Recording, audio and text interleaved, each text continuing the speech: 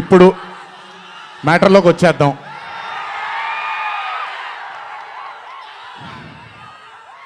And congratulations for stepping into the 25th year, sir.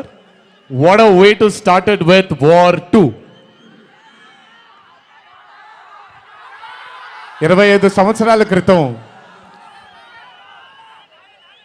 నిన్ను చూడాలని అనే ఒక చిత్రంతో నా కెరియర్ మొదలైంది. భౌతికంగా మన మధ్య లేకపోయినా ఎల్లప్పుడూ ఆయన చల్లని చూపు మన పైన ఉంటుంది. రామోజీరావు గారు నన్ను, కీర్తిశేషులు శ్రీ రామోజీరావు గారు నన్ను ఆయన బ్యానర్లో ఇంట్రడ్యూస్ చేయడం జరిగింది. 25 సంవత్సరాల క్రితం ఎప్పుడైతే ఆ మూవీ ఓపెనింగ్ సెరమనీకి వెళ్ళానో నా పక్కన నాన్నగారు మా అమ్మగారు తప్ప ఎవరూ లేరు.